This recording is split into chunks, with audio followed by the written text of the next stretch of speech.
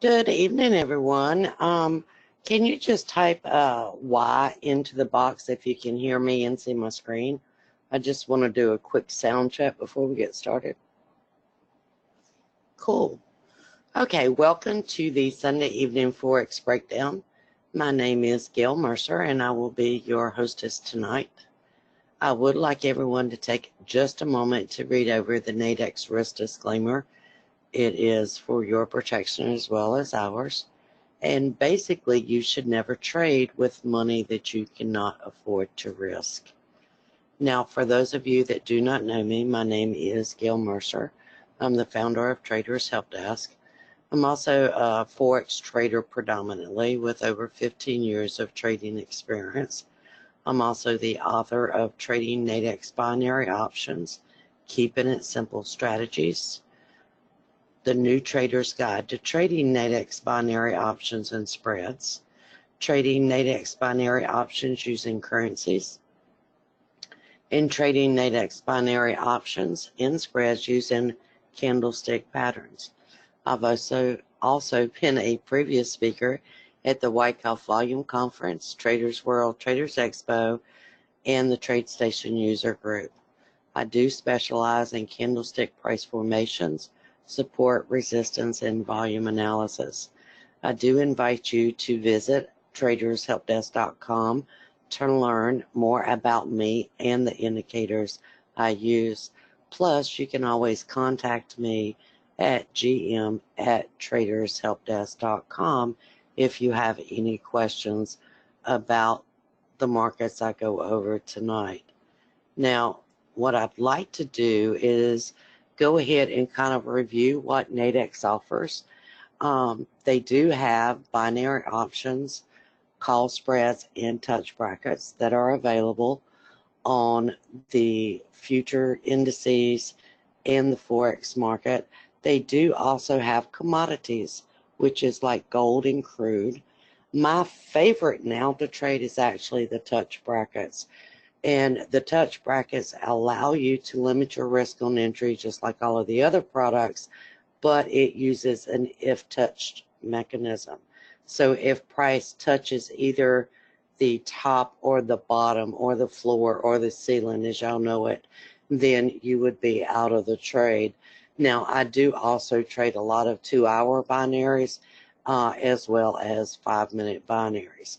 Now, tonight I'm going to be going over what I would like to see on longer term charts.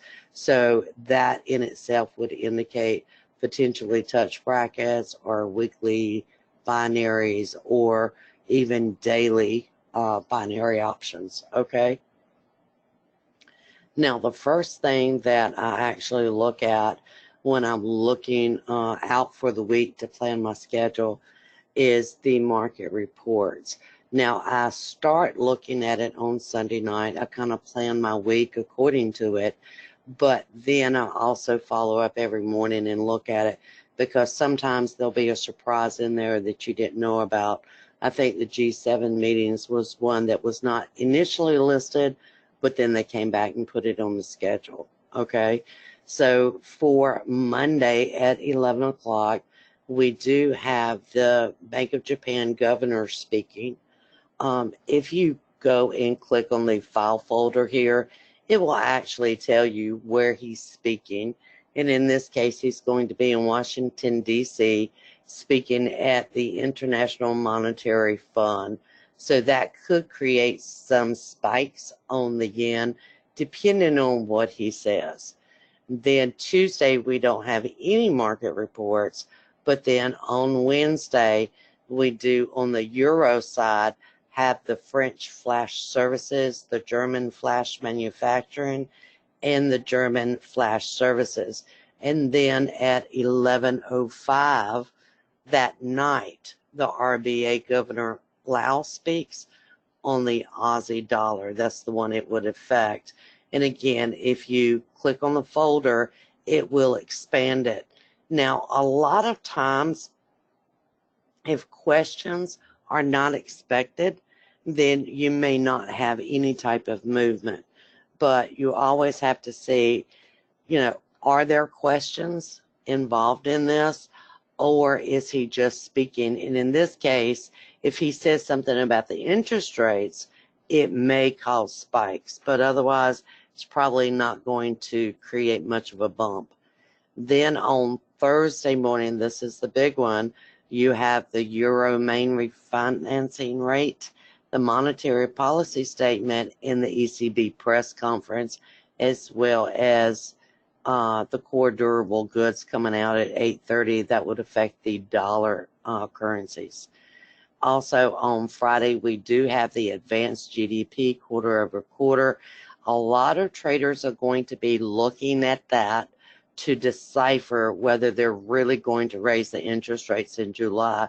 There is a lot of talk right now that they're going to not raise the rates, but lower the rates. And there's a lot of economists that feel like they should not lower the rates because the reports that have come out so far do not indicate that the rates need to be lowered. So there's a lot of controversy on that, and a lot of traders are going to be watching this number on Friday to see if it comes in at the 1.8 or does it come in above. It's going to make a huge difference in the interest rate, I think. So let's go and let's start with the Aussie yen. As you can see, I've already marked my charts up. And right now on the Aussie yen, on the weekly, you are approaching a point of being overextended, but it's not quite there yet. Over here on the daily, you can see that this is turning into an uptrend. What I would do is want to see it test for either support or resistance. And right now it looks like it is testing this blue line here that may provide support for it to move up. This is something I would be looking at it to see, well, you know, does this form that reversal candlestick there? Does it form that pivot low that would push price up? That's things that I would be looking for before I opted to enter this particular market. Now, the binary options are not available on the Aussie yen until 8 a.m. for the 2-hour binaries, okay? You do have the dailies available, but again, if you're looking for a 2-hour binary, you would have to wait until 8 a.m., okay?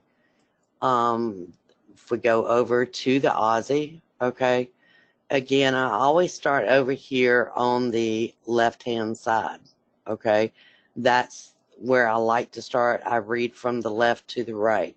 So here, the important thing is that this is overextended, and you're also at this area that may resist price at 70.96.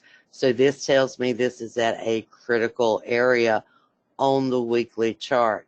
Then when you go down to this daily chart, you see I've already marked the divergence here. This indicates that the market will move down.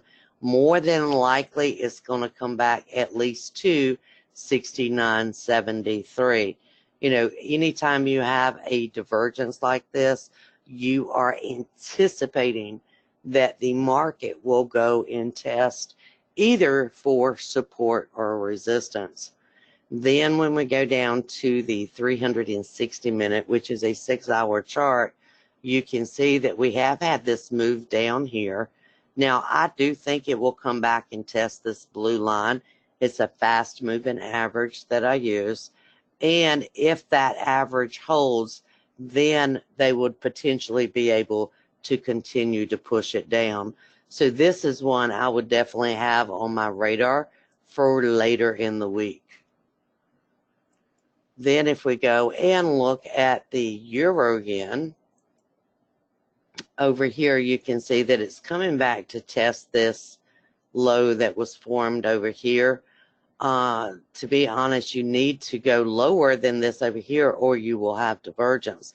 So I'm watching the weekly this week. It's not going to concern me too much probably until next week, but it's something I have on my radar. Then when you come over to the daily chart, you can see that the stochastics is overextended right now. I would want to see a bullish bar form here. That would indicate that you're potentially going to go up and test for a resistance area. Then when we look at the 360 over here, you can see that you had trend divergence here, which pushed the market up, and very well could have trend divergence over here, and that will likely push price up to about 120, 129. Now this is one that I could go and potentially look at, say, a 2-hour binary option to potentially go long sometime tomorrow during the European Open if the trade sets up. Any questions on that?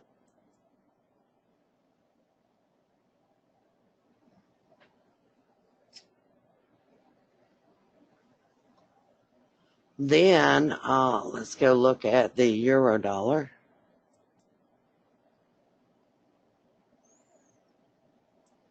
Give me just a second because GoToMeeting is not allowing me to change it.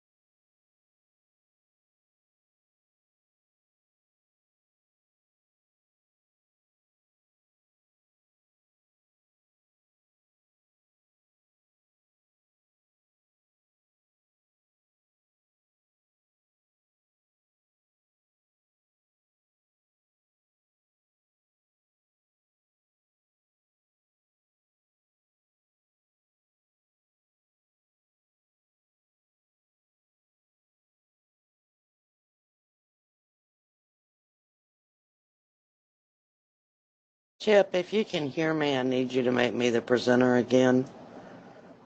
Can you hear me? Change the presenter?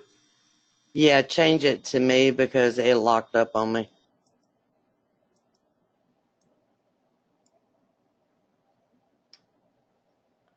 Okay.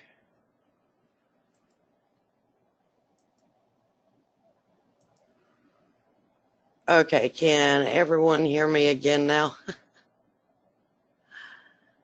Oh, nothing like technology glitches. Okay, did anyone have any questions on the euro-yen analysis? I don't know how much of it you heard, considering it just stalled on me.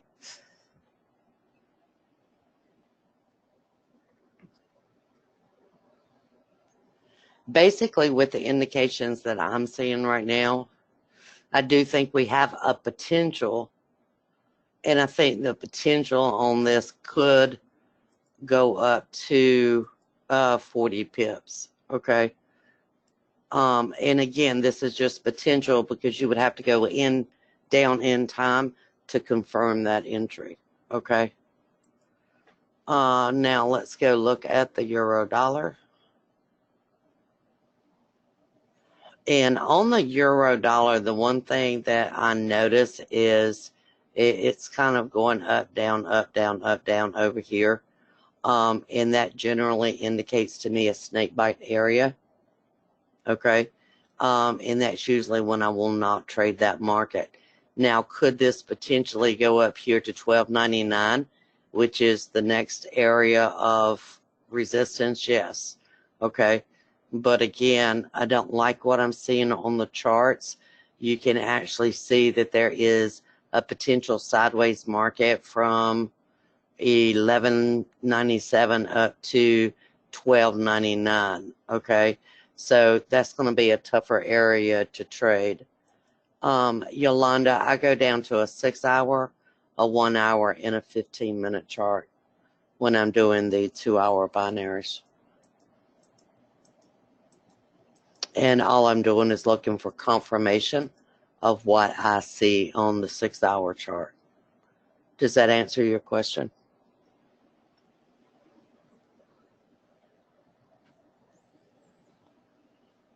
All right, let's go and look at the British pound yen.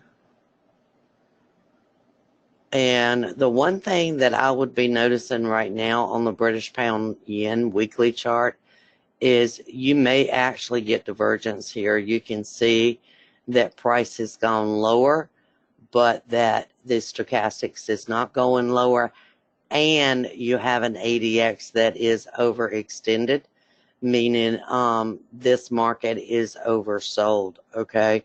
So this is indicating a potential test for resistance. Now, when you look down at the daily, you can also see that that is right now confirmed, because you were making lower lows on the daily and you're making higher lows on the stochastics. Again, that's indicative that this could potentially go up to that ATR, okay?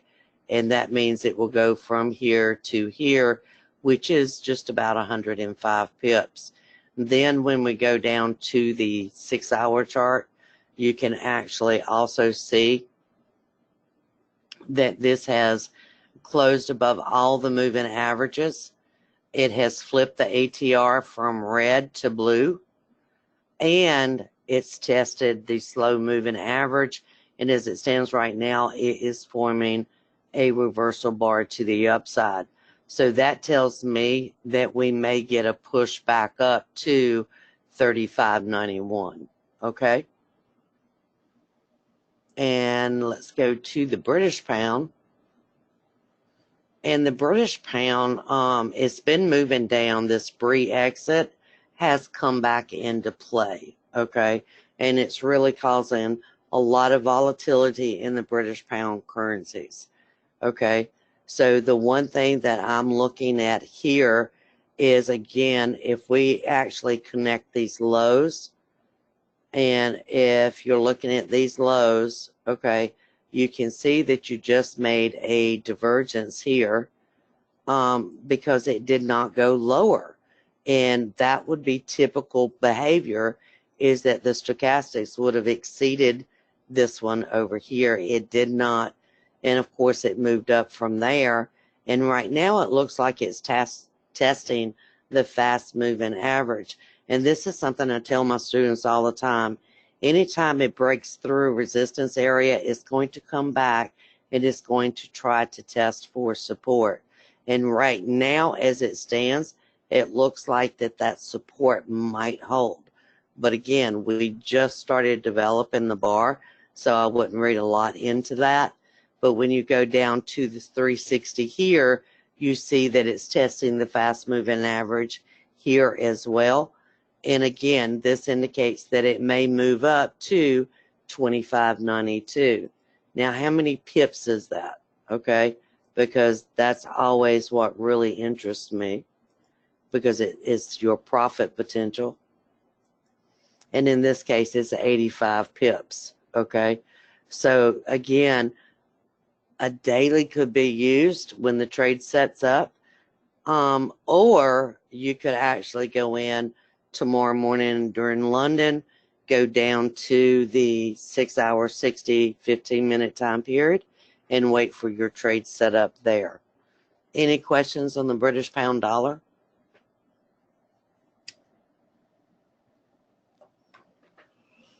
Okay, on the US CAD. Now, the US CAD is another one that if you're looking to trade a 2-hour binary, it does not open until 8 a.m., okay? So in this case, the first thing that I notice is that we are overextended over here on the weekly, okay? And that tells me that, you know, the weekly chart is going to need a test of resistance in the near future. Then when we go down to the daily, you can see that you have divergence here, and this should push price up again to test for resistance, okay? And it is the test for resistance that allows the market to push back down and break through the line of support. So right now, my interpretation is this is probably going to go up, okay? Then when we look down to the 360 chart, you do have divergence here, but you also have an ATR that has restricted price. I would not be interested in this until it's able to break through the ATR and then comes back to test for support. Remember, anytime it breaks through resistance, it comes back to test for support, okay? Then on the USD Swiss franc, the weekly is just telling you that it is in a downtrend. However, you're almost at the point of being overextended here. Not quite, but almost. But this is also saying, hey, we just closed below this ATR. Again, applying the same concept. When you break through a level of support, it normally will go back and test for resistance, and it wants to find resistance, and it will either find it probably at 98.69 or 99.11. Okay, with the trend divergence over here, I do believe it's going to go back and test 98.69 and the near-term future, and then depending on what happens there, it could come back and take out the 98.06 area. That's one we're going to have to wait and see. This is another one that does not have 2-hour binaries until 8 o'clock in the morning. So it's not one that I generally trade a lot. I like the ones that trade 24 hours. Then on the USDJPY, again, the weekly is not telling you a lot other than you just made a higher low. But to me, this has no significance because we're not even a full hour into that bar formation. So then I'm going to go and I'm actually going to look at the daily chart, and you can see the daily was right at the point of being oversold. It is now turning up, and that tells me that more than likely it's going to go and it is going to test the ATR over here, which is just about 70 pips away. You do need to watch the ATR over here on the 360 because it's managed to act as resistance, okay? And this bar here is a very weak bar, so they may come back and test again here, but this is where I would like to see a rejection. If we see a rejection, we may actually go back and take out 106.77. Now, if there is no rejection, then they'll probably manage to flip this ATR from red to blue, and that means it will then be below price. And then again, because they broke through it, they'll come back and they'll retest it. And once they retest it, provided they still reject it, then I would be interested in taking a long position. Okay? Any questions on any of this tonight? Any of the markets? Do you have any questions on the Forex markets?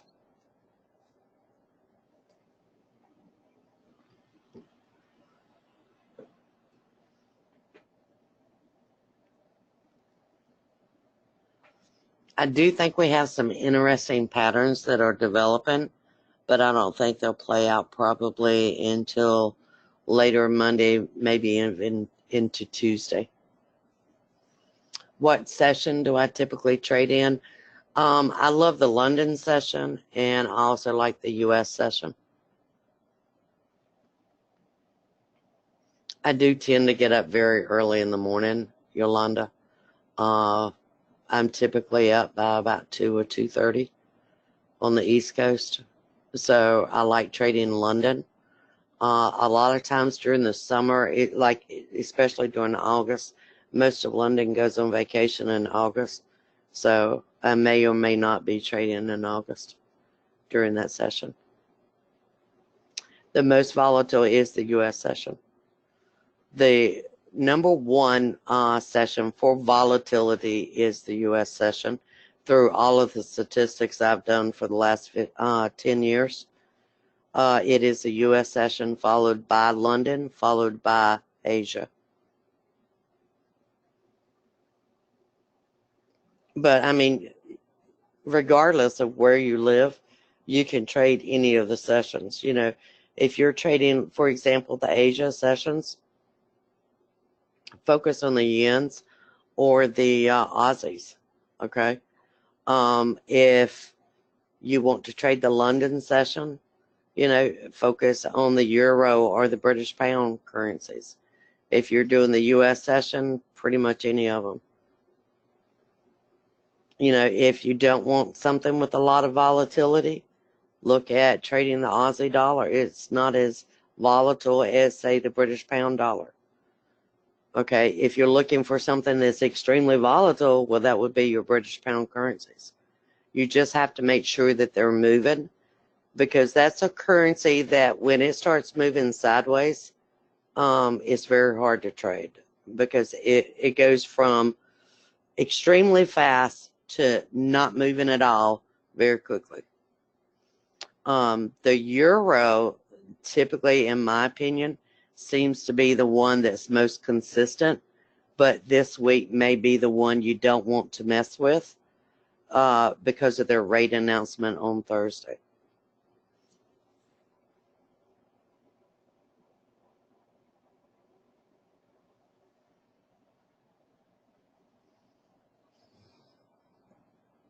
For the GDP on Friday, which would be good to trade gold or currencies, you may look at doing the USDJPY. Gold will probably move substantially too. Do I know when the new Nadex platform will be out? No, I do not, Daryl.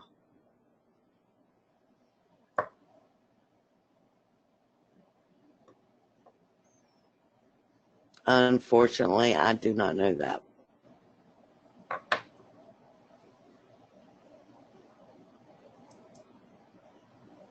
Any other questions tonight, guys?